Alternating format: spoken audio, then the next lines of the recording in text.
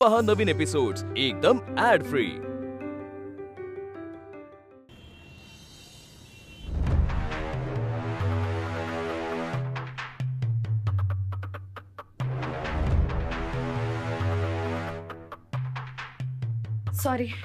Sorry madam.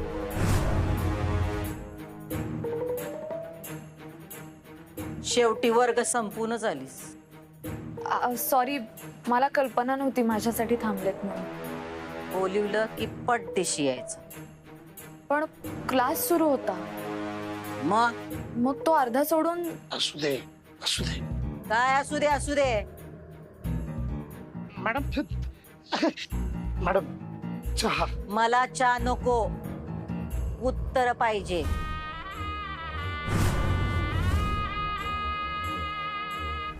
अहो आई साहेब, मी काय म्हणतो, आपल्याला परत फॅक्टरीवर पण जायचंय। हे उत्तर वित्तर राहू दे, आपण मेन मुद्द्याला हात घालूया आणि विषय संपून टाकूया। म्हणजे कसं? मॅडम चहा।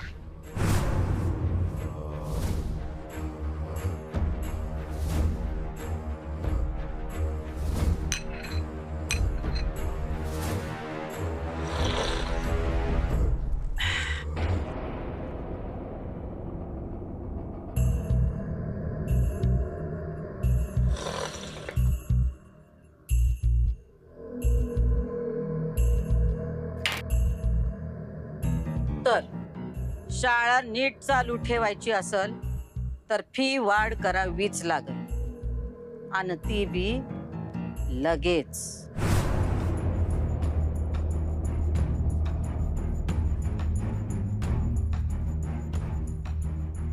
सर, आपण असं नाही करू शकत। यामध्ये मुलांचं किती नुकसान होईल। आपसात चर्चा नको। जे काय बोलायचंय ते सगळ्यांसमोर। सॉरी मॅडम, लहान तोंडी मोठा घास घेते, पण फी वाढ गरीब विद्यार्थ्यांना परवडणारी नाहीये। म्हणजे अनेक मुलांचे पालक भाजी विक्रेते आहेत, कामगार आहेत, त्यांना कसं परवडेल? नाही परवडणार। आणि मला वाटतं आपण विद्यार्थ्यांचा विचार केला पाहिजे। ही शाळा आहे, धर्मशाळा नाही। पण मॅडम, शाळेचं काम तर शिक्षण देणं आहे ना। पण त्याकरता शाळा टिकायला तर पाहिजे की नाही? ज्यांना नाही जमत त्यानं शिकायचं नाही।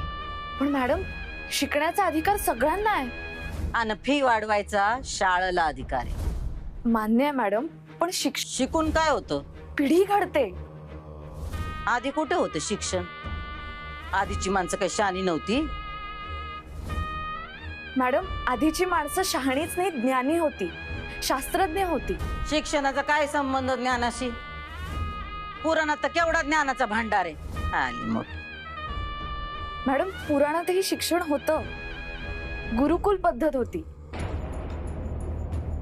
आई बाबा आपल्या मुलांना 18 वर्षांसाठी गुरुवर पूर्ण विश्वास ठेवून त्यांच्याकडे शिकायला पाठवायचे, आणि मग गुरु त्या मुलांची संपूर्ण जबाबदारी घेऊन एक अख्खी पिढी तयार करायचे, घडवायचे।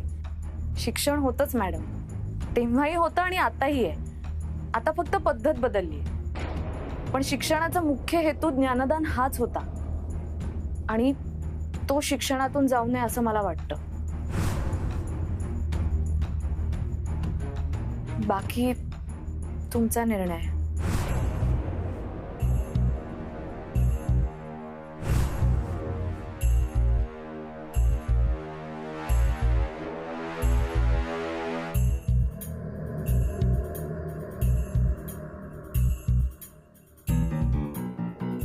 चांगलंय चांगलंय, आनंद झाला तुझा विचार ऐकून। पण शाळा चालवणं म्हणजे ज्ञान पाजळणं नाही, त्यासाठी पैसा लागतो, आणि तो पैसा विद्यार्थ्यांच्या फी मधून मिळत नसल तर शिक्षकांच्या पगारातून घ्यावा लागल।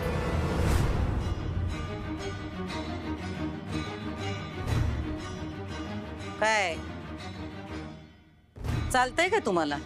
काय गोळवलकर सर, तुमचा पगार अर्धा करून हे ज्ञानदानाचं काम चालू ठेवूया का? आपला खिसा प्रत्येकाला प्रिय असतोय आणि हे न झेपणार ज्ञान पाजळून काय बी उपयोग नसतो. काय नाव काय तुझं? अक्षरा. तिला बोलता येतंय? मग सांगल ती तिचं नाव. अक्षदा. अक्षरा. या नावाला काय अर्थ आहे? अक्षरा म्हणजे सक्षम, सर्जनशील. देवी सरस्वतीचं नाव आहे अक्षरा.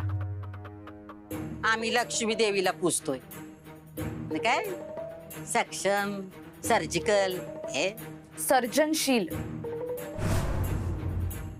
शीला पण चांगलं वाटलं असतं ना. शीला सुंदर सोपं आपलं. अक्षदा पण चांगला आहे तसं. अक्षरा माझ्या आई वडिलांनी ठेवलेलं नाव आहे ते. चुकलं त्यांचं, पण लग्नानंतर संधी आहे तुला नाव बदलायची. संधी असेल पण इच्छा नाही. ते सासरकडचं ठरवतील, तू नका ठरूस. पण माझं नाव आहे ते आणि मला ते आवडतं. सासरच्यांना नाही आवडलं तर बदलणार ते. आणि तसंही अक्षरा काय आवडण्यासारखं नाव नाही. काय अक्षरा, ना अर्थ, ना गोडवा, ना चव, ना चोथा. मला आवडतं माझं नाव. आई साहेब राहू दे ते विषय. ओ मास्तरीन बाई, तुम्ही तर कशाला उगाच शब्दाला शब्द वाढवायला लागलायसा. गप राहावा की जरा. अक्षरा काय आपल्याला काय, जाऊ दे. आपला मूळ मुद्दा बाजूला राहतोय, ते महत्वाचं आहे जरा.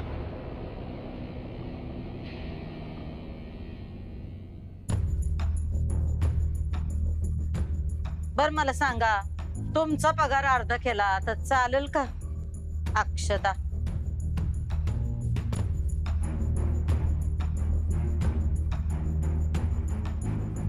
मी इतरांच्या वतीनं बोलू शकत नाही, पण हो, जर माझा पगार कमी करून विद्यार्थ्यांचं भलं होणार असेल तर ह्या महिन्यापासून माझा पगार अर्धा करा. चालेल मला.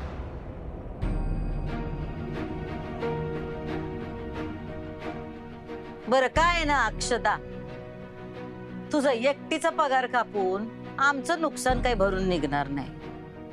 तुझं जेवढं वय पण नाही तेवढ्या वर्षांचा अनुभव आहे माझा या क्षेत्रातला, शिक्षण क्षेत्रातला. आणि माझं शिक्षण 7वी पर्यंतच झालंय. 25 वर्ष मी शाळा चालवतीये. किती? शिक्षणाचा आणि अक्कलचा काय भी संबंध नाही. बाकी शाळेचं मालक काय तो निर्णय घेतील. अधिपती तुम्ही काय तर ठरवा. नाही बरोबर आहे, थोरल्या सरकार जे म्हणलेत का नाही. कारण ह्या फी मध्ये शाळा चालू ठेवणं म्हणजे ते एकदमच अवघड विषय होणार आहे. सगळ्यात शाळेचं दुकान एकदमच बंद पाडण्यापेक्षा फी वाढ करणं योग्य होणार आहे.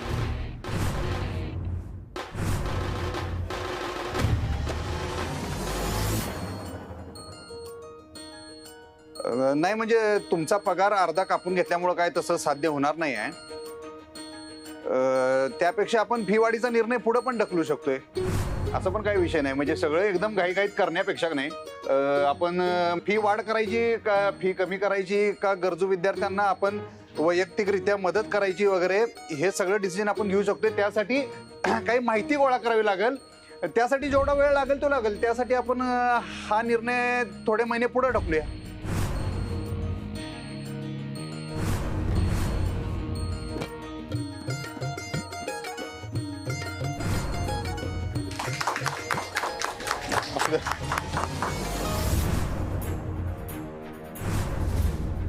तुमची मर्जी.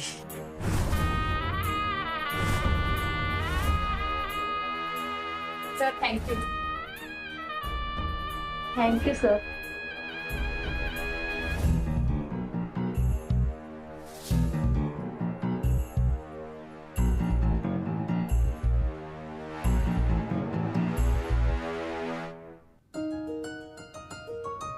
थँक्यू.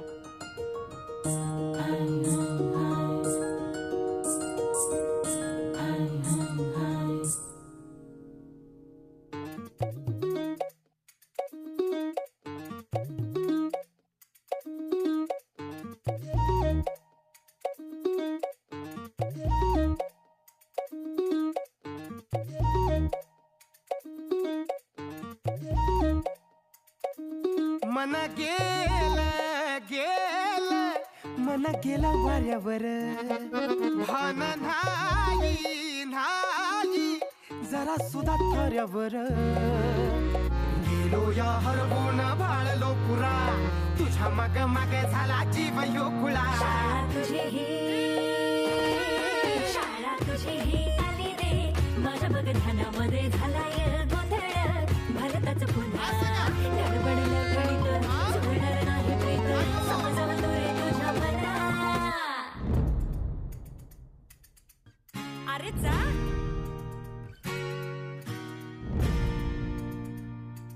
काय बोलती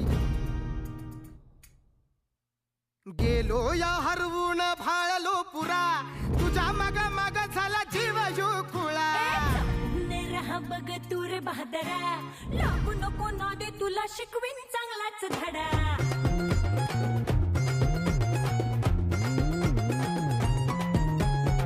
मन जरा लागना काही करू सांगना सोड तुझा राग तुला शिकवीन चांगलाच धडा चैनच येईना गडबड जाईना धडधड उरी तुला शिकवीन चांगलाच धडा हो हो अहो तुम्ही म्हणाल तसे अक्षरा घरी आली ना की बोलतो मग ठरवू आमची काहीच हरकत नाही.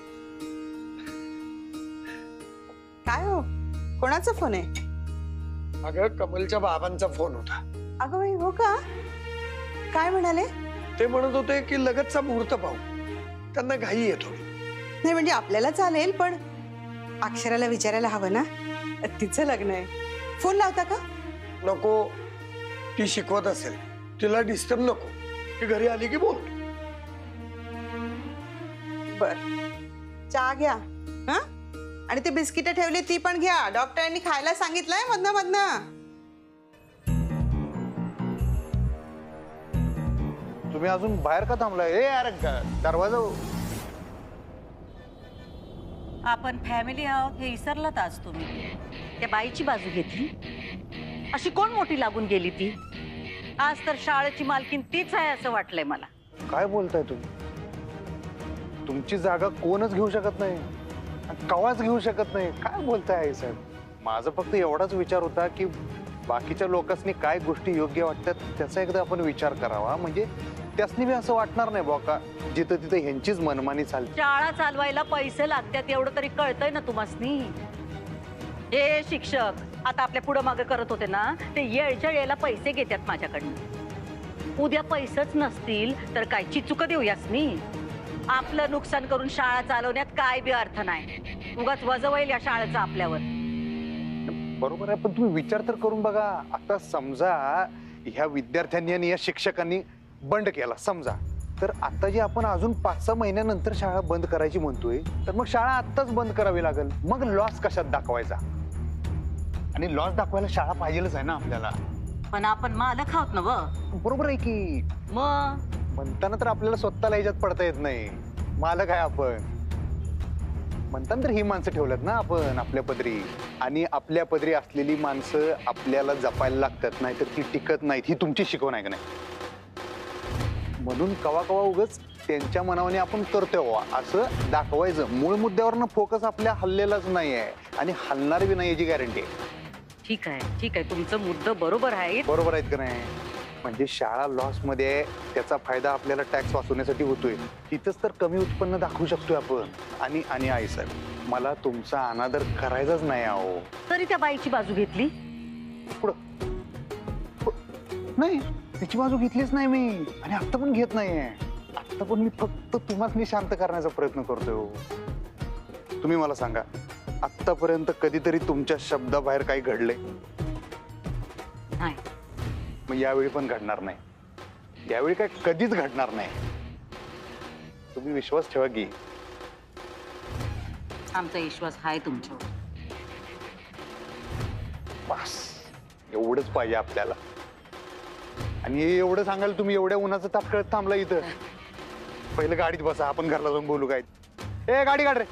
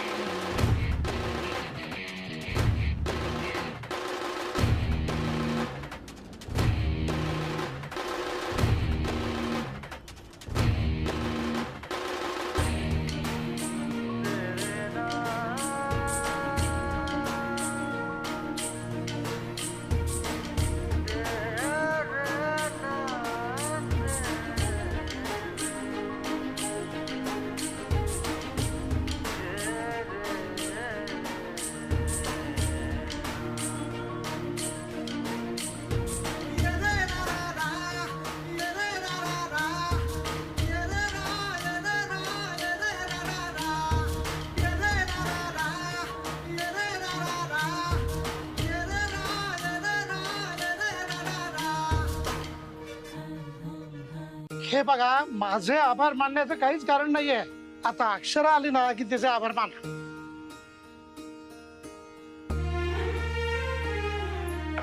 सर येऊ का आत? अरे ये अक्षरा ये. आम्ही सगळे तुझीच वाट बघतोय.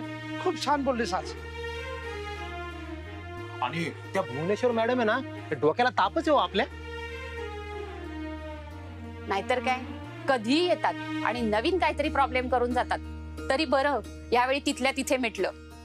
मिटलं म्हणजे काय, अक्षरामुळे झालं सगळं. Thank you so much. Sir thank you काय म्हणताय तुम्ही? आणि असं टाळ्या वाजवून उगाच लाजवू नका मला. कसं आहे, मुलांना शाळेत पाठवणं ही पालकांसाठी तारेवरची कसरत आहे आधीच. तरी बिचारे मुलांच्या भविष्यासाठी पोटाला चिमटा काढून त्यांना शाळेत पाठवतात. त्यांना हा ऍडिशनल ताण दिला असता तर त्यांनी मुलांना काढूनच टाकलं असतं शाळेतून. हो ना, माझ्या वर्गात सुद्धा अशी काही मुलं आहेत. हे असं पैसा पैसा करत बसलो तर त्यांचे पालक त्यांना शाळेतून काढून टाकतील. त्यांच्या भल्याचा विचार करायला पाहिजे आपण सगळ्यांनी. अगदी खरं मॅडम. म्हणूनच मी जे काही केलं ते सगळं विद्यार्थ्यांसाठी केलं आणि नेहमी करत राहीन सर. गुरु असावा तर असा. त्यांना वाटतं शिक्षण म्हणजे पैशांचा बाजार आहे, मोबोली रक्कम मिळू शकते. हे असे खूप लोक असतात, गावात नाही शहरात सुद्धा. तिथे तर लाखो रुपये फी असते. असे शाळा आणि कॉलेज चालवून खूप लोक श्रीमंत झालेले आहेत. त्यांचा आणि शिक्षणाचा काहीही संबंध नसतो.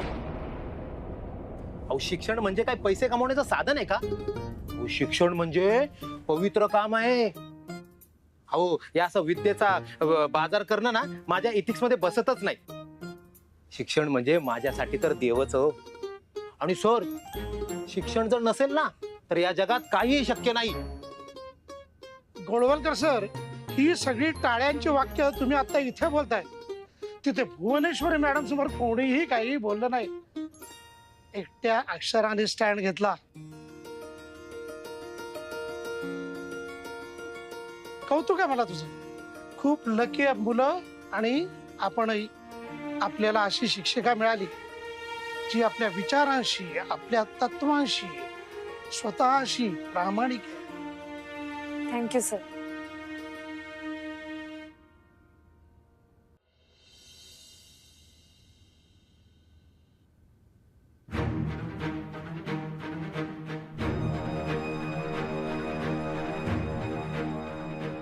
शाळा नीट चालू ठेवायची असेल तर फी वाढ करावीच लागेल. पण फी वाढ गरीब विद्यार्थ्यांना परवडणारी नाहीये. म्हणजे अनेक मुलांचे पालक भाजी विक्रेते आहेत, कामगार आहेत. त्यांना कसं परवडेल मॅडम? नाही परवडणार. आणि मला वाटतं आपण विद्यार्थ्यांचा विचार केला पाहिजे. तुमचा पगार अर्धा कापून घेतल्यामुळे काय तसं साध्य होणार नाही आहे. त्यापेक्षा आपण फी वाढीचा निर्णय पुढे पण ढकलू शकतोय. फी वाढ करायची का फी कमी करायची का गरजू विद्यार्थ्यांना आपण वैयक्तिकरित्या मदत करायची वगैरे, हे सगळं डिसिजन आपण घेऊ शकतोय. त्यासाठी काही माहिती गोळा करावी लागेल. त्यासाठी जेवढा वेळ लागेल तो लागेल. त्यासाठी आपण हा निर्णय थोडे महिने पुढे ढकलूया.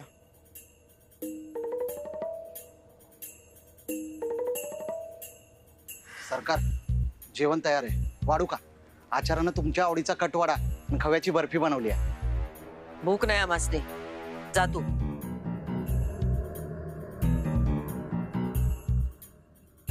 जा सांगितलं ना व. एकदा सांगितलेलं कळत नाही वय. आणि धाकल्या सरकारांचं ताट लाव. त्यासनी लवकर जेवायची सवय हाय. मला तुमच्या संग जेवायची सवय आहे.